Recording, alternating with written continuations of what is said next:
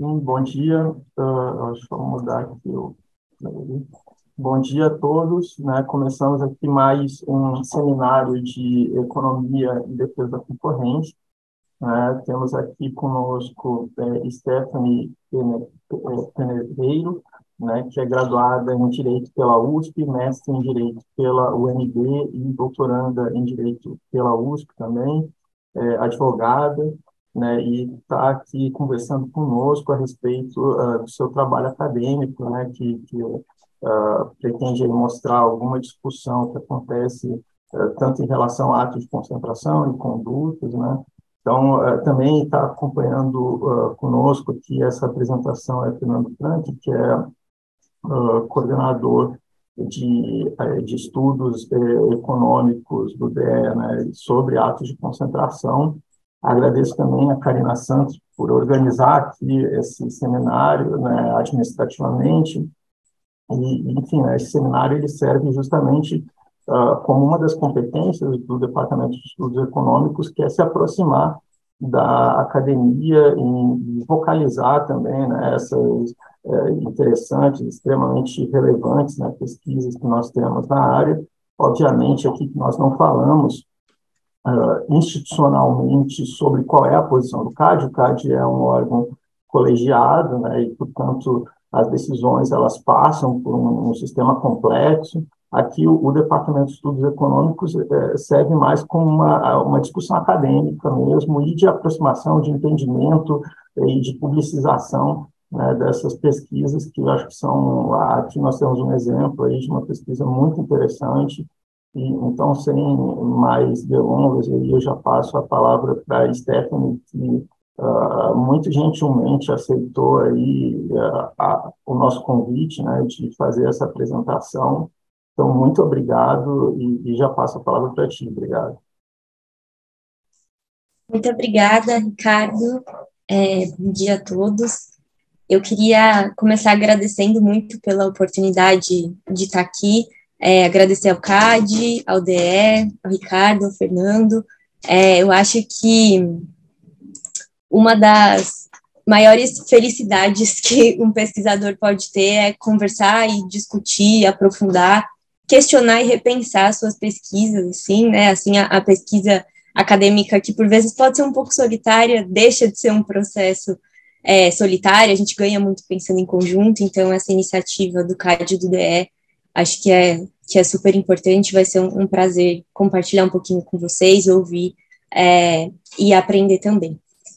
Eu vou compartilhar minha tela, então, para começar a apresentação.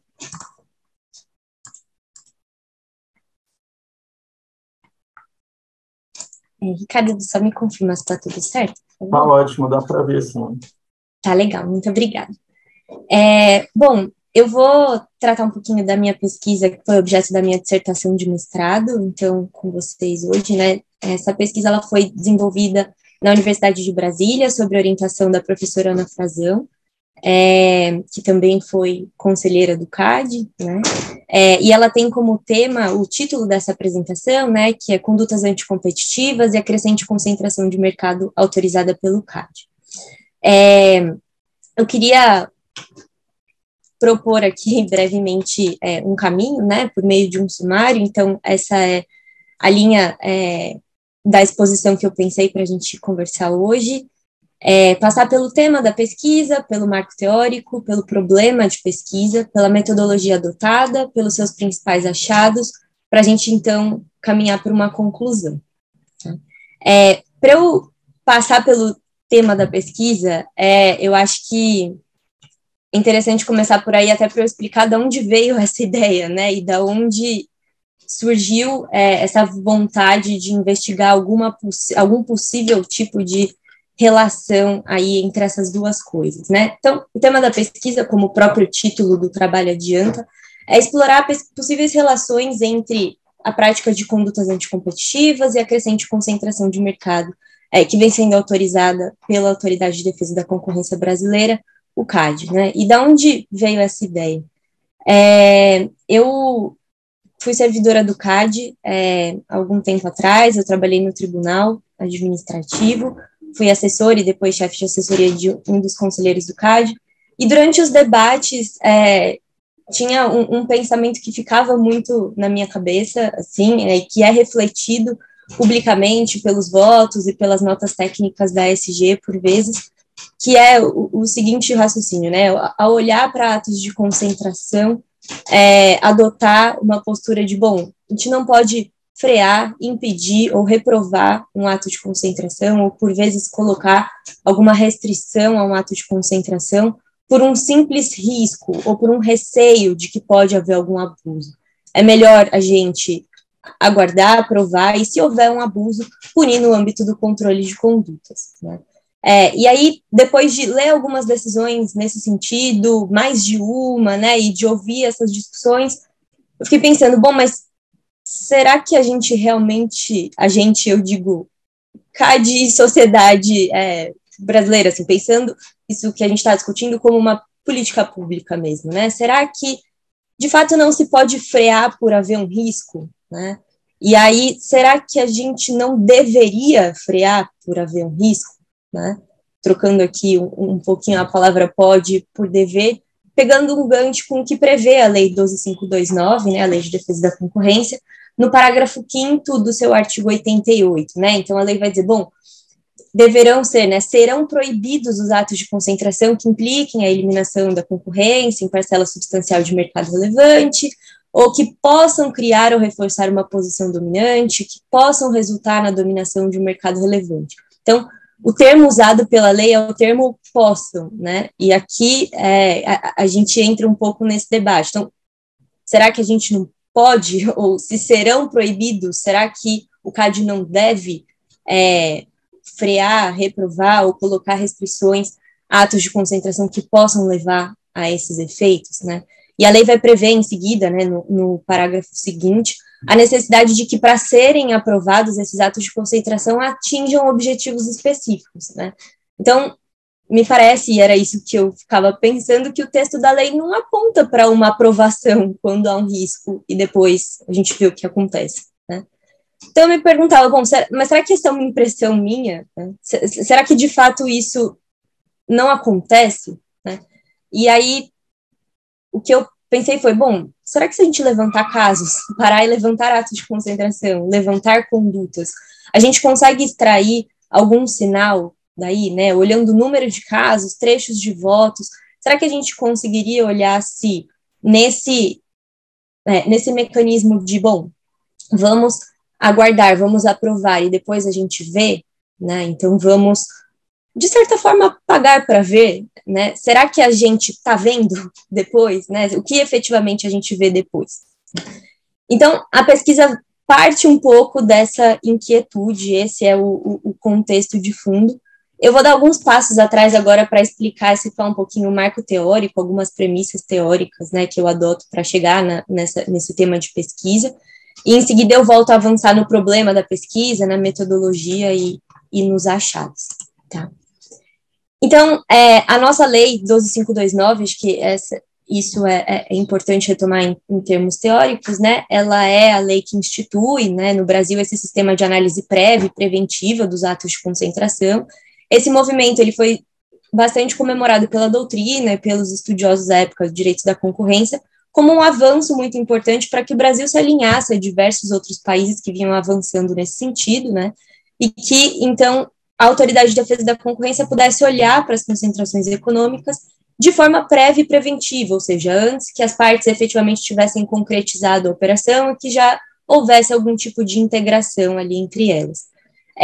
Então, esse movimento, né, e essa alteração legislativa, esse marco legal, é visto como algo importante para que a própria atuação da autoridade possa ser mais eficaz, né, na proteção e na defesa desse interesse público de proteção da concorrência.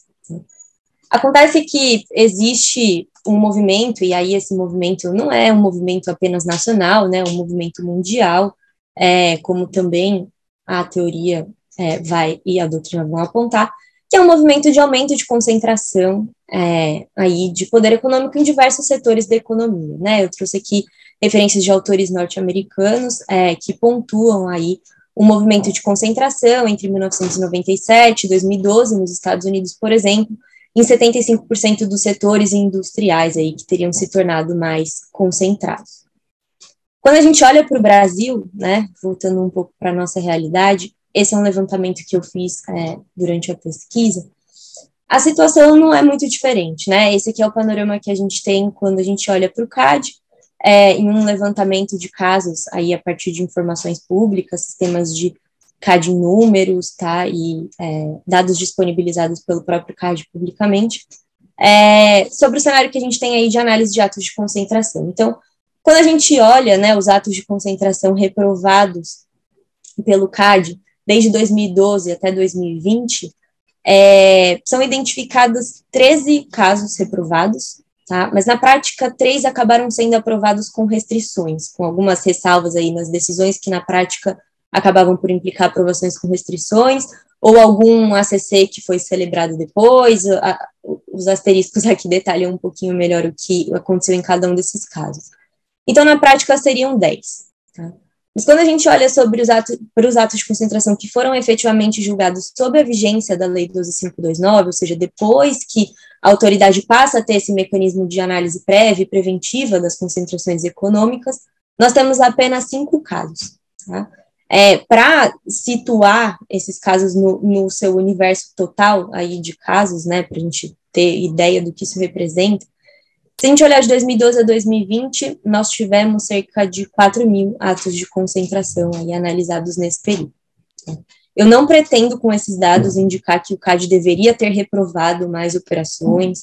É claro que cada caso é um caso, cada caso merece ser analisado individualmente, é apenas um panorama geral de números onde estamos e o número de casos que foram reprovados, aprovados com restrições, enfim. Bom, ainda é importante destacar que, além dos casos reprovados, há casos que são aprovados com restrições, né, podendo ser essas restrições estruturais ou comportamentais, e que esse número de casos aprovados com restrições também é relativamente baixo, né. Nesse sentido, seguindo aí um pouquinho com as referências teóricas, pesquisas acadêmicas recentes indicam que esses atos de concentração aprovados com restrições adotaram, em sua maioria, restrições que seriam ancilares, ou seja, pouco ou nada substanciais. Para dar um exemplo, seria o caso de atos de concentração aprovados com ajustes pontuais a cláusulas de não concorrência, por exemplo, e não efetivamente um remédio estrutural, um compromisso comportamental ali a mais longo prazo. Então, nesse sentido, eu destaco, por exemplo, a pesquisa do professor Rodrigo Fialho, né, desenvolvida no seu doutorado, defendido na USP também. Nesse mesmo cenário, nesse mesmo contexto, o professor Rodrigo Fialho, ele verifica, né, esse é o tema da sua pesquisa de doutorado, o que ele chama de um descontrole de estruturas, né, no Brasil. Então, ele diz, bom, esse mecanismo de controle, esse sistema de controle de atos de concentração estaria descontrolado na medida em que a autoridade aprova muitos atos de concentração sem restrições ou com restrições apenas ancilares, né? E ao identificar isso, o professor Rodrigo faz uma relação da qual eu peguei um gancho que eu acho que é bastante importante como ponto de partida para a minha pesquisa, que é o seguinte, ele vai dizer, bom, há um descontrole de estruturas, mas ele continua e aponta, né? Há uma possibilidade de refutação dessa conclusão que eu estou chegando sobre haver um descontrole de estruturas. Essa possibilidade seria a de que uma análise retrospectiva desses atos de concentração comprovasse que as eficiências geradas por essas concentrações foram superiores aos efeitos negativos que poderiam resultar delas, né, que resultaram, nesse caso, efetivamente, dessas concentrações. Então, ele vai pegar essa linha também com que prevêem os parágrafos 5º e 6º, né, do artigo 88 da lei, e vai dizer, bom, parece haver um descontrole frente ao elevado número de aprovações, a menos que, de fato, todas essas aprovações tenham resultado em efeitos positivos superiores aos efeitos negativos. Né? E aí ele vai apontar, né, contudo, que os estudos econômicos nesse sentido são raros no Brasil, e que a gente precisaria avançar nesses estudos para saber, então, se há, de fato, esse descontrole, ou se todas essas aprovações estariam ok, porque elas estariam produzindo ali, ao final do dia, efeitos positivos, né? Então, lendo esse trabalho e partindo do contexto que eu contei para vocês ali no começo, eu, como estudante de Direito, e que, muito ao contrário dos membros do DE, não tenho conhecimento em economia para produzir estudos de análise ex post de operações, como os estudos que o DE efetivamente vem produzindo nesse sentido, né, e que não tenho a menor dúvida de que são estudos importantíssimos, embora muito trabalhosos, né, sem dúvida, produzir ali uma análise caso a caso de cada uma dessas concentrações no universo, como eu disse, se a gente mapear os últimos anos, 4.000 atos de concentração ali no limite. Então, de fato, é um esforço muito grande, mas eu, de novo, como estudante de Direito e não de Economia, olhei para isso e falei, bom, será que não tem nenhuma forma do direito contribuir um grãozinho nessa discussão? Então, será que com instrumentos da própria pesquisa jurídica, né, e do direito, não teria como alguma outra forma de testar essa ideia de se esses atos de concentração estão produzindo efeitos negativos ou positivos, como estaria, né, essa situação, e contribuir um pouquinho, né, nessa pergunta de será que a autoridade estaria sendo demasiadamente permissiva numa análise de concentrações econômicas, né? E daí, então, vem a ideia e o problema de pesquisa, né? Quais são as possíveis relações entre a prática de condutas anticompetitivas e a crescente concentração de mercado autorizada pela Autoridade de Defesa da Concorrência? E aí eu subdividi essa pergunta em duas investigações dentro da pesquisa, que seriam as investigações pela prática de condutas unilaterais conduzidas pela autoridade, investigam agentes que passaram por concentrações verticais, conglomerais, autorizadas, né, por ela, pela autoridade, e 2, se a autoridade segue permitindo concentrações de mercado ainda maiores por agentes já investigados por práticas abusivas de posição dominante. Então, para... Stephanie, só um ponto ali, desculpa te interromper, assim, não é? Mas parabéns, eu achei bem interessante a tua exposição até agora. Tem um ponto que eu estava pensando ali que talvez não apareça nos números. Por exemplo, nós tivemos um caso como a Capsugel Higienics, né, que até eu acho que a Ana Frazão analisou, iria analisar, né, só que as partes desistiram depois que viram o parecer do Departamento de Estudos Econômicos, né? Então, claro que isso aí não aparece como uma reprovação, né? Mas, eventualmente, você tem esse tipo de caso, assim, que pode chegar ao extremo, que estava se encaminhando por aí, e as partes desistem, isso aí não fica como sendo uma reprovação do CAGED, né? E, igualmente, também é difícil... Eu concordo também que tem muitos, quando você faz uma análise ali de remédios, né, tem muitos remédios que são, sim, sobre questões ancilares, mas, eventualmente, você tem aí remédios que dão conta, né, das preocupações que você teria em relação ao que aconteceria, né, no ato de consideração, né, e eu achei que talvez, aí, eu acho que, bom, enfim, você vai falar aí depois, né, quais são as preocupações que você tem, mas eu acho interessante aí indicar onde teria, assim, né, e de fato a gente está tentando fazer esses estudos retrospectivos, né, para ver se há ou não eficiências nos atos de concentração, mas até agora, pelo menos por enquanto, né, a gente não encontrou nenhum ato de concentração que de fato tivesse problema a partir de estudos, né. Mas desculpa, eu não quero te interromper, assim. De forma alguma, eu agradeço, Ricardo, acho que esse ponto é importantíssimo, né, como a pesquisa, esse panorama, ele mapeia o resultado dos atos de concentração, embora alguns entrem ali em perda de objeto, de fato não vão entrar em uma estatística de reprovação, né, e de novo, acho que o seu segundo ponto é fundamental pelo seguinte: esses números não dizem nada por serem números, ou seja, o CAGED não deveria ter um número referência de reprovações, ou um percentual referência de reprovações, né? Cada caso é um caso, inclusive, acho que a pesquisa do professor Rodrigo é muito feliz nesse ponto, assim, de dizer, olha,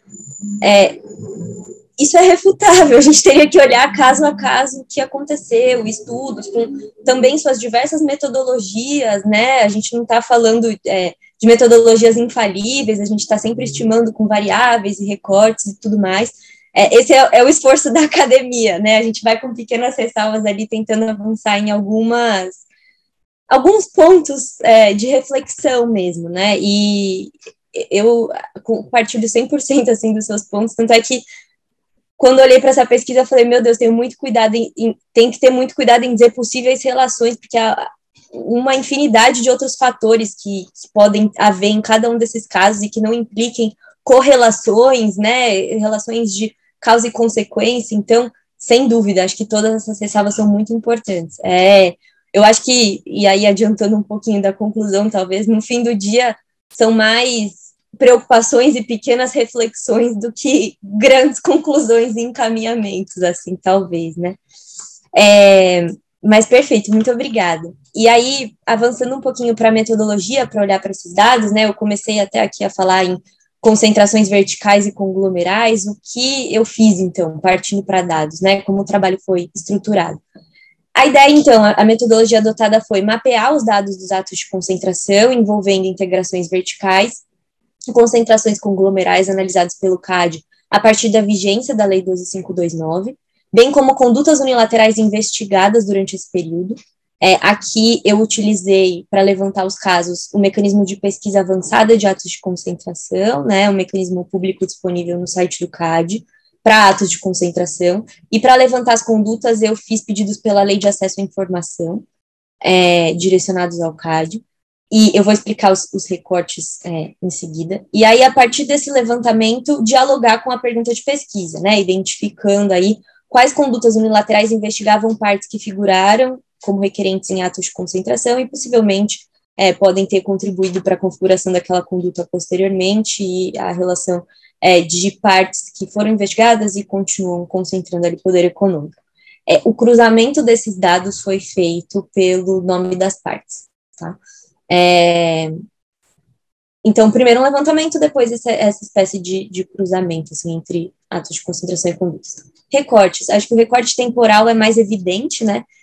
Como eu tento dialogar com esse mecanismo instituído a partir da Lei 12.529 de ter uma análise prévia e preventiva, esse é o recorte temporal, então, a vigência da lei, não olhei para casos anteriores por essa razão. E o recorte temático é menos óbvio, na verdade, ele é uma escolha de pesquisa por uma limitação temporal mesmo de um escopo de um mestrado, então, eu gostaria de ter olhado para todos os atos de concentração, são muitos, eu precisei recortar aí, e eu escolhi definir esse recorte para concentrações verticais e conglomerais, pensando que esses casos são tidos, né, pela doutrina e pelas próprias decisões do CAD, como casos que, a princípio, gerariam menos preocupações, ou preocupações menores do que sobreposições horizontais. Então, a minha ideia é olhar, assim, se esses casos, a princípio, representariam, né, menor potencial aí, lesivo, e eles resultaram em algum tipo de preocupação depois, possivelmente, nos atos de concentração envolvendo sobreposição horizontal, essa relação talvez seja até mais evidente, mas eu quis pegar o que seria o mais difícil para mostrar, olha, mesmo aqui pode haver algum tipo de relação. Tá? Então, foi essa a razão da escolha, e condutas unilaterais não coordenadas, porque justamente estou tentando ver se o poder econômico concentrado ali, como ele está sendo utilizado e abusado eventualmente ali nessas condutas depois, e por isso não condutas coordenadas. Né? Traçados esses recortes, acho que algumas ressalvas. Primeiro, é claro que o CAD não vai investigar tudo, então a gente está olhando para um universo de casos que efetivamente existem ali perante a autoridade. Então, há operações que eventualmente podem não ter sido notificadas e deveriam ter sido notificadas, há condutas que podem existir no mundo real e que não são objeto de investigação. Isso aconteceria em qualquer levantamento de casos, em qualquer autoridade no mundo, né? Isso é natural, então a gente não está falando de um universo exaustivo, é claro. A segunda ressalva sobre as próprias sobreposições, né? Então, como eu disse, eu escolhi um recorte, tive que definir para concentrações verticais e conglomerais, não ignoro o fato de que sobreposições horizontais possam resultar em efeitos anticompetitivos. E o terceiro é que também não ignoro que concentrações econômicas possam resultar em aumento de poder coordenado e não só unilateral, tá? Então, feitos todos esses recortes e justificativas, acho que a gente pode avançar para os casos analisados, né? Então, quando a gente olha para os atos de concentração, inicialmente eu identifiquei aí 1.224 processos, 217 foram desconsiderados, tá? Foram desconsiderados porque, apesar do sistema ter voltado a esses resultados, eles não envolviam efeitos verticais ou conglomerais, ou foram casos não conhecidos, ou casos em que houve perda de objeto, ou casos analisados na vigência da lei anterior. Então, desconsiderados esses casos, restaram 947 atos de concentração que foram analisados. Desses, 910 foram aprovados sem restrições. De novo, esse número em absoluto não indica nada, é apenas um panorama geral. Com relação às condutas unilaterais, inicialmente foram identificados 540 processos entre averiguações preliminares, procedimentos preparatórios, inquéritos administrativos e processos administrativos. Aqui cabe uma ressalva de que eu olhei condutas não só julgadas, mas ainda em investigação, considerando que a análise dessas condutas costuma levar bastante tempo, até pela sua complexidade, especialmente se tratando de casos de conduta unilateral. Então, só para termos como referência o que vem sendo investigado, né, um universo maior, mas a pesquisa ressalva casos que estão sob investigação e diferencia dos casos que efetivamente foram julgados, né, como é importante fazer. E restaram, portanto, 169 processos foram desconsiderados, também por razões similares. Então, a análise no âmbito da lei anterior eram casos de conduta coordenada e não de conduta unilateral, ou os dados estavam indisponíveis em consulta ao sistema público, né, lembrando que esses dados vieram por uma planilha da Lei de Acesso à Informação. Então, restaram 371 processos de condutas para análise. Desses, 80 haviam resultado em condenação total ou parcial dos representados. Tá? Essa lista que eu indiquei embaixo de informações sobre os processos, número de processos, requerentes e tudo mais, são as informações que eu mapeei sobre cada um desses processos. Então, eu coloquei aqui na apresentação uma visão geral do que são essas planilhas, né, dos atos de concentração e quais são as informações mapeadas aqui, e também das condutas unilaterais. Como eu levantei todas essas informações e elas estão em tabelas já consolidadas, eu disponibilizei essas planilhas por meio de um link compartilhado, elas podem ser baixadas em formato Excel. A ideia é que, se isso for útil para alguém desenvolver próximas pesquisas, mapear esses mesmos casos, essa base, ela não precise ser reconstituída, né, a gente possa partir daqui para frente. Então, achei que seria útil mostrar para vocês o que tem nelas também, porque, não sei, de repente pode ser útil para algum trabalho aí também. E os achados de pesquisa, então, a partir desse levantamento, como eu disse, eu cruzei daí pelo nome, né, das partes ali, dos representados e das requerentes, e esses são os principais achados, e aí eu vou passar depois por exemplos para demonstrar, evidenciar o que estou querendo dizer aqui. O primeiro deles é que há, sim, investigações pela prática de condutas unilaterais que investigam agentes que passaram por concentrações verticais e conglomerais. E o segundo é que, mesmo quando há investigações envolvendo as mesmas empresas, os mesmos setores econômicos, níveis ainda maiores de concentração econômica seguem sendo permitidos aí pela autoridade. A pesquisa ela parte em seguida para uma análise mais qualitativa do que esses casos apontam, do que em quantidades e números, tá? Pegando esse primeiro ponto, né, de que há investigações de condutas unilaterais após as concentrações. Eu destaquei aqui os 9 principais setores econômicos em que essas possíveis relações ficam mais evidentes. A pesquisa, ela traz outros casos em que pode haver possíveis relações, embora um link um pouco mais claro ou mais óbvio, como os que eu vou exemplificar aqui, não tenham sido identificados. Então, lendo as decisões, eu não consegui encontrar uma relação, menções ou exatamente o mesmo mercado envolvido, apesar de ser o mesmo setor, e por isso esses casos estão em outro capítulo que eu não vou tratar aqui, vou tratar dos casos mais evidentes, e aí eu selecionei 2 para exemplificar e para aprofundar, que são de transporte ferroviário e de gás natural. Então, quando a gente olha para o setor de transporte ferroviário, eu identifiquei, aí a pesquisa identificou o caso envolvendo a Rumo ALL, né? A Rumo e a ALL, brevemente, um panorama do caso para que seja possível entender qual é a possível relação aí que a pesquisa identifica, né? A Rumo e a ALL submeteram um ato de concentração para o CAD em 2014, envolvendo a incorporação das ações da ALL pela Rumo, né? O ato de concentração ele foi aprovado em 2015 mediante a assinatura de um acordo em controle de concentrações, né, um ACC com previsões de remédios comportamentais. Após a aprovação desse ato de concentração, a Agrovia, né, apresentou uma representação em face da Rumo ALL, alegando basicamente o descumprimento do ACC, a prática de discriminação e interrupção indevida do fluxo ferroviário, algumas outras questões também. No âmbito do ato de concentração, ali entre 2014 e 2015, a Agrovia havia se habilitado como terceira interessada, né, e ela havia se manifestado indicando preocupações de que a operação criaria incentivos para uma discriminação na logística de transporte e armazenagem, pelo fato de a ALL deter os principais acessos ferroviários aos portos mais importantes ali do país. Então, de acordo com a Agrovia, após a operação, as empresas poderiam criar dificuldades para as demais empresas, tanto no acesso à ferrovia, quanto no acesso à elevação portuária, né? Serviços dos quais aí a Agrovia seria usuário. Então, resumindo isso que eu disse, houve o ato de concentração, a Agrovia se habilitou como terceira interessada, levou essas preocupações para o CAD. Em seguida, depois da aprovação do ato de concentração, um pouco mais de um ano depois, 1 ano e meio, a Agrovia entra, então, com essa representação em face da Rumo ALL.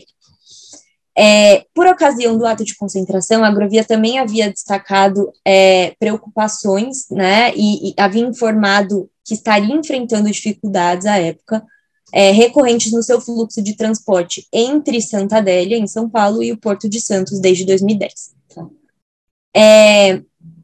O que aconteceu à época foi que as condutas indicadas pela Agrovia no âmbito da sua representação guardavam alguma relação com, tirando a parte do que aconteceu à época, as condutas indicadas pela Agrovia guardam alguma relação, guardam uma estreita relação com as preocupações que a empresa já tinha sinalizado antes na análise do ato de concentração de Rumo ALL, tá? Isso vale ressaltar também, mesmo durante a tramitação do processo administrativo, a Agrovia continuou se manifestando no âmbito da análise do cumprimento do ato de concentração, apresentando denúncias de supostos descumprimentos ali pelas empresas também do ACC firmado. Todas essas denúncias foram rejeitadas pela Procuradoria do CAD, né, pela Procad.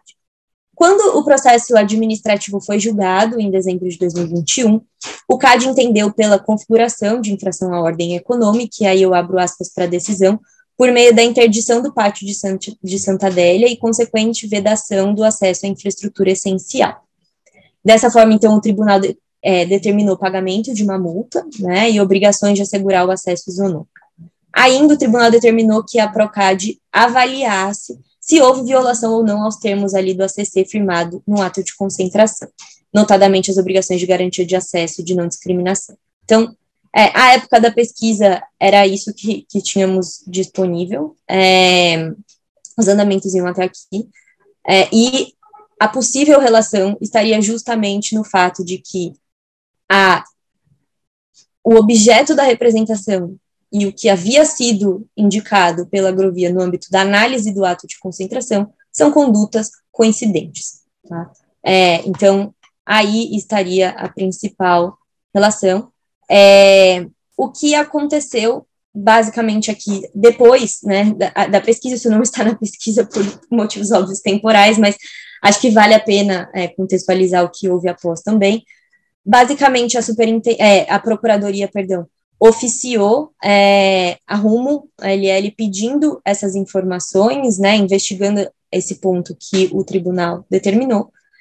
As empresas apresentaram, então, os esclarecimentos, E houve depois uma nota técnica da SG informando sobre os relatórios de auditoria, opinando pela teste de cumprimento integral do ACC.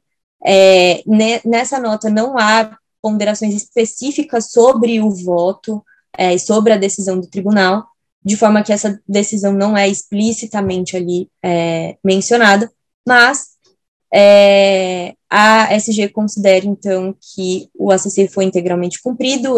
Essa nota foi acatada por um despacho da presidência, que foi homologado ali pelo tribunal, e, portanto, essa foi a decisão do CAD.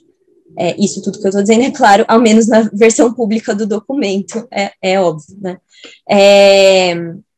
Então, essa é uma primeira situação aí de possíveis relações. Partindo para o setor de gás natural, nós temos um processo administrativo que foi instaurado em 2007, que é uma representação proposta pela Comgás em face da Petrobras, da White Martins e da Gás Local, pela prática de subsídios cruzados e discriminação no fornecimento de gás natural para o consórcio Gemini, né, formado aí por essas representadas, o que prejudicaria os demais distribuidores de gás. Em 2015, o CAD analisou um ato de concentração que envolvia um contrato firmado entre a Gasmig, né, a Companhia de Gás de Minas Gerais, e a Gás Local, né, para o abastecimento do município de Pouso Alegre, em Minas Gerais. No âmbito da análise desse ato de concentração, o CAD identificou a existência do processo administrativo à época. Esse é um outro ponto da pesquisa, assim, tentar verificar se o CAD menciona, né, a conduta nos atos de concentração, o ato de concentração na conduta, e vice-versa. Então, o CAD identificou a existência desse processo administrativo, que à época estava em fase de averiguação preliminar, analisou a preocupação trazida aos autos pela Associação Brasileira dos Distribuidores de Gás Natural Comprimido à época, que envolvia justamente, né, o fornecimento de gás em condições normais ali, ou essa questão do subsídio do gás que a Gás Local receberia da Petrobras. O que a associação dizia olha, há uma discriminação anticompetitiva no preço do insumo, o que deveria conduzir aí à reprovação da operação. Na ocasião, olhando para o AC, o Tribunal do CAD entendeu que essa constatação não seria suficiente para reprovar o AC, porque essa conduta já estaria sendo analisada no âmbito aí de um processo administrativo, não podendo a existência desse processo por si só levar, aí eu abro aspas na decisão também, automaticamente a reprovação de todas as operações nas quais a Gás Local esteja envolvida, né? Então, o ato de concentração foi aprovado sem restrições. Quando o PA, né, o de 2007, foi julgado, contudo, o tribunal considerou os contratos firmados entre a Gás Local e os distribuidores como evidência da conduta anticompetitiva, né? E o voto do conselheiro relator menciona justamente o contrato assinado entre Gás Local e Gasmig no município de Pouso Alegre como uma das evidências, uma das provas, né, que levariam à condenação das representadas nesse processo.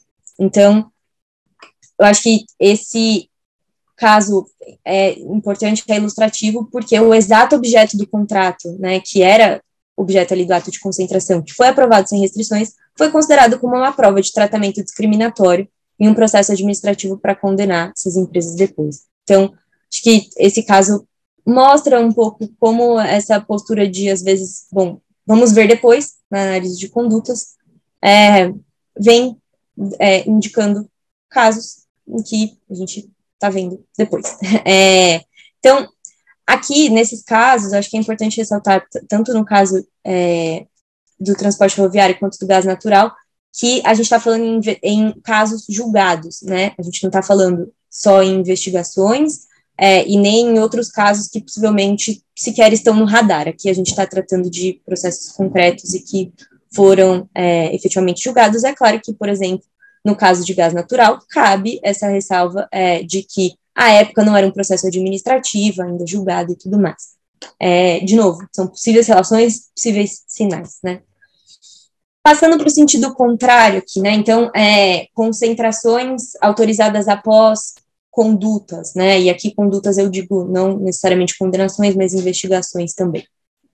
Quando a gente olha para o setor de TV por assinatura, acho que vale destacar a existência de um processo administrativo que investiga Fox, Walt Disney, Grupo Globo e Turner por supostas cláusulas contratuais com possível teor anticoncorrencial, né, nas suas negociações com operadoras de TV por assinatura. Quando esse inquérito ele foi instaurado, em 2019, o Tribunal do CAD havia aprovado há poucos dias o ato de concentração entre Disney e Fox, né? Nesse julgamento, o CAD havia aprovado essa operação com restrições, com um remédio estrutural determinando aí o desinvestimento, né, de determinados ativos, mas esse ACC não foi cumprido, o caso passou por um segundo julgamento, né, por uma reanálise, quando ele foi aprovado mediante a assinatura de um ACC contendo remédios comportamentais, né.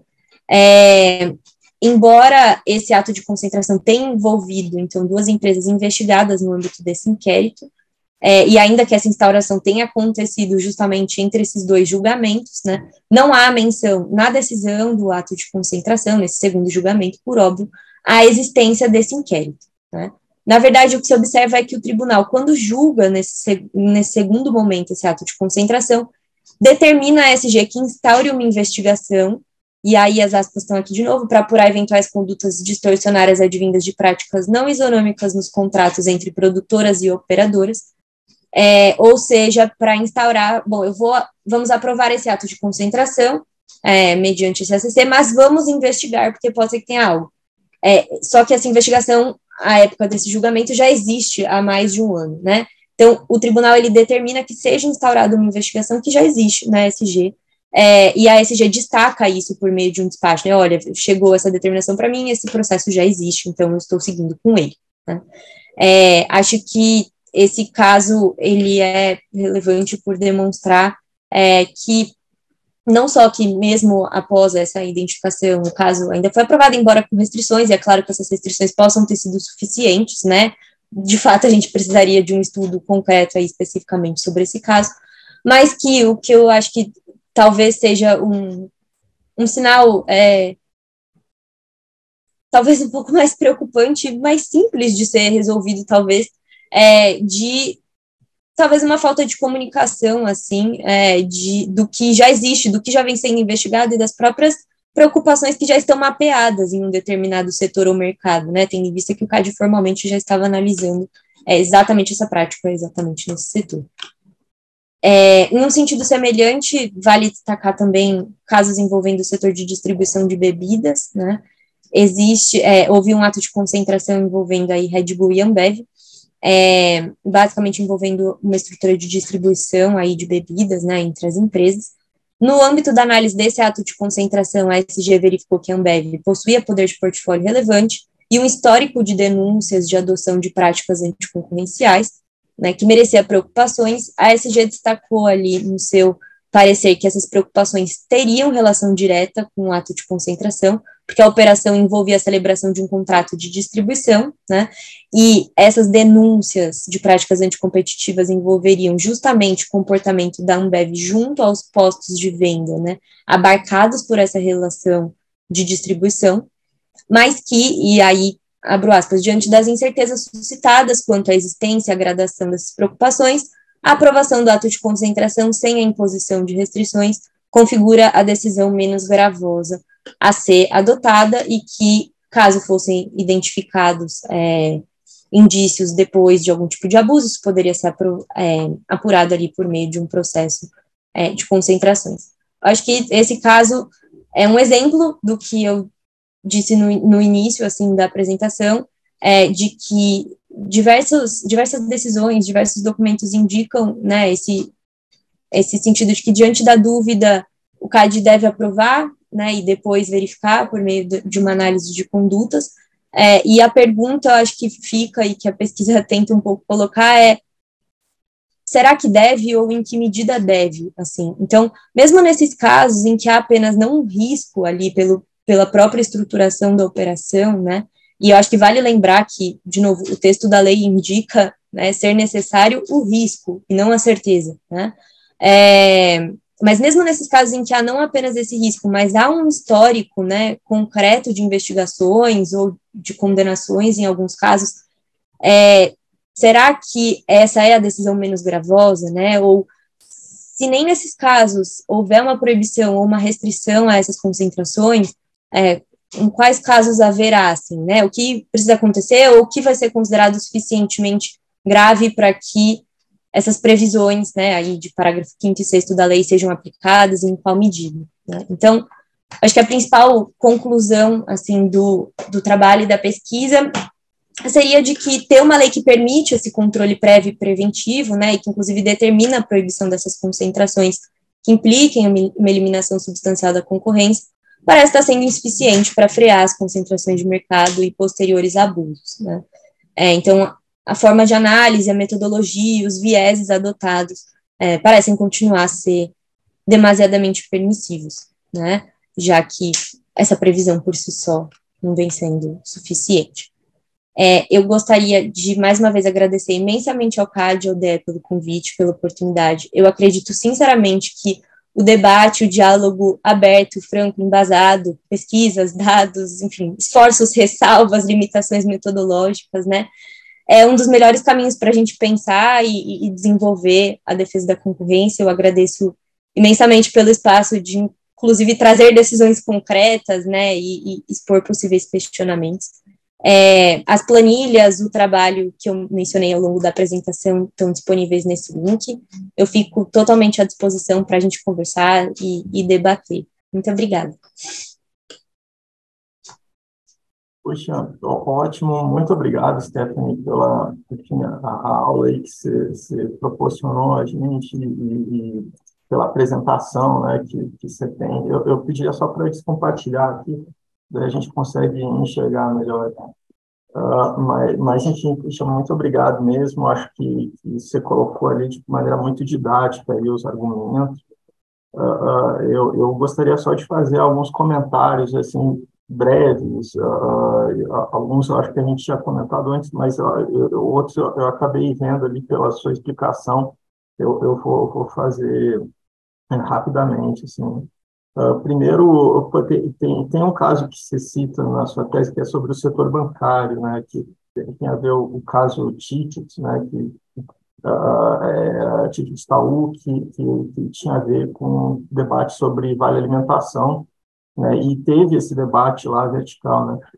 Eu achei interessante esse caso, porque foi a primeira vez que o Departamento de Estudos Econômicos usa uma análise diferenciada em termos de análise vertical, como debate a aritmética vertical, que é uma forma aí de entender os atos de concentração vertical, mas também sinaliza para outras metodologias que eu acho bem interessante, como o VGUP, como simulações verticais, e uma série de outros pontos, né?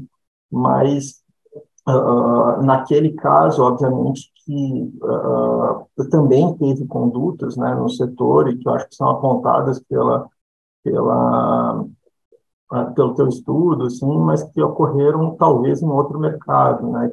E daí a gente tem que ter aí um cuidado, assim, para ver se aquilo que está sendo analisado no ato de concentração, de fato, diz respeito ao exato mesmo mercado, ou dentro do setor há mercados diferentes com lógicas diferentes, né? E daí eu penso ali, por exemplo, o caso mesmo que você acabou de citar, da Red Bull e Ambev, né? De fato, teve investigações envolvendo, por exemplo, o litrão, envolvendo discussões sobre freezers, mas esse seria um mercado igual, idêntico ao mercado de energéticos, ou é um mercado um pouco distinto, com algum tipo de diferenciação, e quando a gente entra nesse debate, eu acho que esse é um caso interessante, né, porque ele permite a gente discutir questões que não são triviais, envolvendo questões verticais, né. Recentemente, o Departamento de Estudos Econômicos, por exemplo, ele discordou da jurisprudência já um pouco pacificada em relação a, por exemplo, a THC2, que é um debate vertical que tem no CAD, óbvio que eventualmente esse tema possa voltar a ser discutido no CAD, mas que a gente entende que talvez outro tipo de técnica, outro tipo de discussão seria necessário, usando aí um ferramental mais econômico e mais voltado aí a um debate de teorias econômicas e que, obviamente, tem diferentes visões assim, a respeito. Então, ao mesmo tempo que a gente trata com diferentes pontos de vista a respeito de como lidar com as questões verticais, e como eu disse, tanto em atos de concentração, com todo esse debate metodológico difícil, como em condutas também, né, como a gente vê o caso do THC2, há quem entenda que uma conduta distorsionária, mesmo que fosse 2 centavos, por exemplo, a THC2, deveria ser punida. Mas será que isso independe da margem de lucro que os operadores retroportuários estão tendo? Então, ou não, né? Ou seja, mesmo que um tratamento não isonômico, você tem que proibir todo o tratamento não isonômico, em que medida você tem que assegurar essa discussão de isonomia. E daí, quando a gente vai passando pelos casos, né, você citou também, eu achei bem interessante esse debate de rumo à LL, eu acho que cabe uma reflexão mesmo aqui, né, no CAD, e o debate, o que aconteceu, eu não conheço tanto o caso, assim, uma pergunta que eu fiquei era se esses relatórios iniciais que você mencionou da PFE, né, disse, eles não viram conduta, eles foram depois debatidos no plenário, eu acredito que devam ter sido, né, devam ter sido homologados. Mas eu acho que é um caso que realmente merece reflexão, e não só esse, né, todos os demais casos que você refere ali no seu estudo. Quando a gente vai falar ali sobre o debate de gás natural, né, esse eu acho também um tema extremamente complexo, porque ao mesmo tempo que a gente tinha ali, quando a gente estava falando de discriminação e a constituição, né, do da gás local, né, você teve uma série de remédios que foram impostos pelo CAD, um remédio que eu acho extremamente importante, que deveria ter sido cumprido, que era o de publicidade, né, ao mesmo, ou seja, ao longo do tempo, e esse remédio de publicidade, ele posteriormente foi debatido no judiciário, e ele foi, o judiciário anulou, pelo menos essa parte, depois, esses remédios eles vão mudando ao longo do tempo, né? Eu acho que, eventualmente, parte do que a gente viu em relação à discriminação não teria ocorrido se os remédios do CAD, de fato, tivessem sido observados. Então, a gente não está só lidando aí com uma questão linear, assim, né, do que aconteceu e do que o CAD determinou versus aquilo que, de fato, foi implementado, né?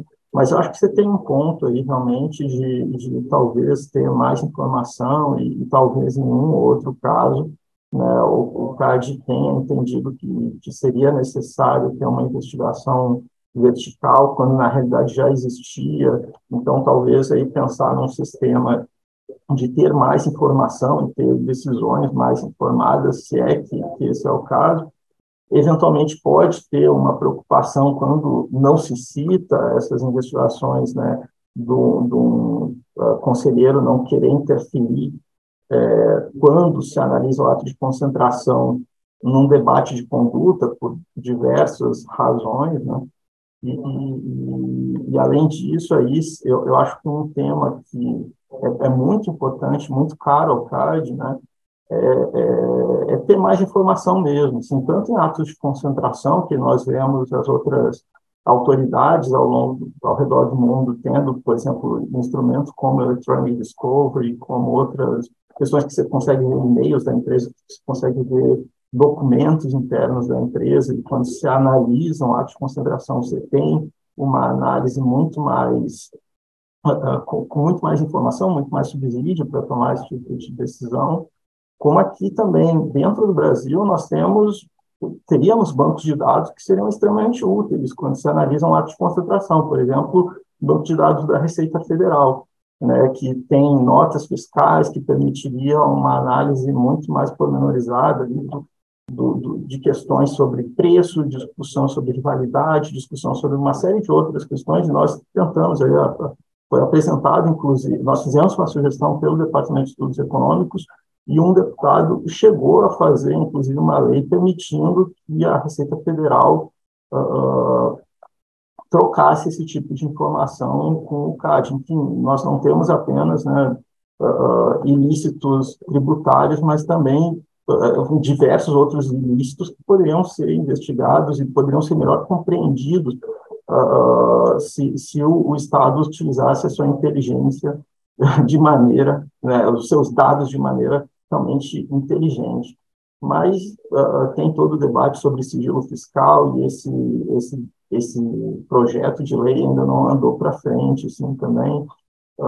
E eu acho que são temas aí extremamente relevantes quando a gente busca lidar com esses temas complexos e que precisam de modelagem, precisam de uma discussão prospectiva, né, sobre o que vai acontecer no futuro, e isso é muito difícil, né? Mas, de novo, aí te dar os parabéns. Eu não gostaria que nenhum comentário aqui meu fosse visto como qualquer tipo de crítica. Pelo contrário, eu achei que você conseguiu fazer uma pesquisa muito importante, muito relevante. Eu acho que as suas ponderações são razoáveis, mas claro que a gente tem que olhar aí caso a caso e ver o que aconteceu aí, né? De novo, aqui não é uma posição institucional do CAD, mas eu acho que cabe aí um debate aí sobre um alerta, sobre reflexões necessárias e talvez mais bases de dados, mais informação e mais discussão aí quando se analisar tanto condutas como atos de concentração. Mas, enfim, desculpa aí, eu acho que já falei demais, eu queria te devolver aí para você fazer algum tipo de consideração. Claro, muito obrigada, Ricardo. Os pontos que você colocou são todos muito, muito importantes e relevantes. Acho que é um desafio, sem dúvida, da pesquisa acadêmica, mas acho que também, na prática, imagino, para a autoridade, é um pouco esse debate entre a gente tentar olhar o cenário macro e aí juntar números e tentar tirar conclusões ali, e olhar o individual de cada caso, o que pode ser feito, o que não pode, o que efetivamente aconteceu, e o balanço entre essas duas coisas é muito difícil, né? Então, tirar conclusões gerais é sempre muito complicado. Então, sem dúvida, assim, acho que a gente vai aos pouquinhos e vai juntando várias pesquisas e várias peças, né? Acho que isso que você disse sobre não haver uma ligação direta em alguns setores, a diferença entre setor e mercado relevante, né? Acho que é super importante, assim, quando a gente busca essas possíveis relações, e aqui eu nem tenho a pretensão de indicar relações de causalidade, né? Mas também seria igualmente, porque de fato não existe necessariamente uma coincidência, né? Então, quando você fala do setor bancário, acho que esse é um exemplo muito, muito importante, muito interessante, assim. Esse caso que você menciona da Ticket, por exemplo, é um desses casos que estava na minha cabeça no começo da pesquisa. E aí eu falei, bom, será que existe alguma possível relação? Será que se a gente parar para levantar os casos, existe algum link possível aí? E eu me surpreendi quando olhei para o setor bancário e não consegui mesmo encontrar uma relação a princípio. E acho que muito por isso que você apontou. Uma coisa é o mercado, outra coisa é o setor, não necessariamente uma coisa implica a outra, mas não necessariamente talvez uma coisa não implique a outra, e por isso na pesquisa acadêmica eu não quis deixar essas possíveis relações, né, mais tênues talvez, de fora, porque é possível que tenha algo aí, é possível que não tenha também, né? Então, está ali apontado no outro capítulo, mas é um excelente exemplo, assim, do quanto é difícil encaixar essas coisas em caixinhas e escolher sobre o que a gente vai aprofundar ou não, né? Da mesma forma, na mesma linha, esse caso, né, de Red Bull e Ambev, como você bem pontuou, energéticos e cerveja, será que é o mesmo mercado, né? E, por outro lado, a discussão fica complexa também se a gente olha para, bom, mas se não for exatamente o mesmo, será que a infraestrutura de distribuição é a mesma? E aí eu posso ter algo que relacione as duas coisas, ainda que um seja cerveja e o outro seja energético? Sim ou não? Não sei, eu certamente não tenho todas as informações necessárias para fazer uma análise dessa também. Mas, sem dúvida, é muito complexo, né? E justamente por ser tão complexo, eu acho que isso que você menciona das iniciativas para acesso a bancos de dados, para pedir mais informações das partes, acho que são todas bem-vindas, porque a análise de um ato de concentração, sem dúvida, é um exercício um pouco futurístico sempre, né? Contudo, ele pode ser menos abstrato e mais concreto, né? Partindo de mais informações. Então, acho que talvez um dos principais caminhos seja mesmo por aí, e a existência, assim como as bases de dados são importantes, a existência, né, o mapeamento dessas condutas pelo próprio CAD, na minha opinião, também deveria ser, né? Então, que que esses elementos sejam considerados ainda que para serem descartados, né? Ainda que para verificar que não é o mesmo mercado relevante, né? Ou que não existe uma necessária relação, ou que, apesar de existir, não é uma possível relação não é suficiente nesse caso para colocar um remédio, reprovar uma operação, né? Tudo isso pode acontecer, né? Acho que o principal mapeamento é essa necessidade da gente cruzar essas informações, né? Para que a visão seja, talvez, o mais completa possível dentro de uma análise que necessariamente é aí um exercício futuro e não vai ser 100% exaustiva, justamente por ser uma análise prévia e não uma análise repressiva, né? Excelente. Fernando, você quer fazer algum comentário?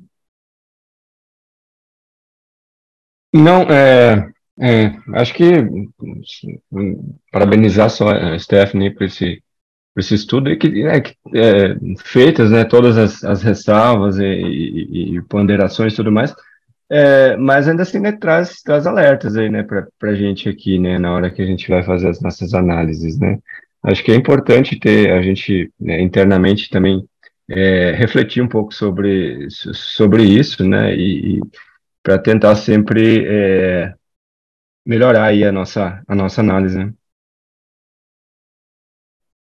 Excelente. Só mais um ponto ali, né? Esse caso da Ambev, por exemplo, ele é complexo, né? Poxa, a gente já proibir que a empresa desse refrigeradores, né, para os pontos de venda, e daí, se não proibir, em que sentido você vai ter ou não, né? E daí eu acho que o TCC, pelo menos que foi firmado, buscava aí colocar alguns parâmetros sobre isso, mas óbvio que também, eventualmente, TCCs eles podem ser descumpridos, acordos, né, podem mudar, variáveis do mercado pode sempre se alterar, então aquilo que se entendeu, talvez, em algum ponto, pode, enfim, a economia é isso, né? A economia tem diversos aí fatores endógenos, exógenos, e é difícil fazer uma avaliação considerando tudo isso e considerando também que conselheiros mudam, às vezes você tem diferentes pontos de vista, né, numa sociedade. Mas, enfim, de novo, aí, te agradecer muito aí pela oportunidade, pela gentileza aí que você teve de apresentar o teu trabalho extremamente importante, interessante, serve aí como ponto de alerta, de cuidado aí para os decisores, né? Tá? E só te deixar aí mais um tempo aí, não sei se você quer fazer alguma consideração final. Assim. Obrigada, eu queria, de fato, agradecer, assim, eu acho que o debate é muito difícil, mas certamente a gente não avança sem o debate, assim, então acho que a oportunidade de dizer, expor e mostrar uma tentativa de uma pesquisa que pode ser questionada em diversos pontos de metodologia, enfim, de diversos pontos, mas acho que é a partir dessas tentativas que a gente vai errando e construindo, então, de verdade, eu agradeço muito pela oportunidade de estar aqui, acho que é um prazer imenso para qualquer pessoa que faz uma pesquisa acadêmica poder trazer, ainda mais sendo, né, o objeto do meu estudo, então é muito legal saber que, de alguma forma, isso vai ser discutido, né, então fico muito, muito feliz e muito obrigada pelo convite. Stephanie, nós que agradecemos. Muito obrigado. Hein? Obrigada, pessoal. Tchau, tchau.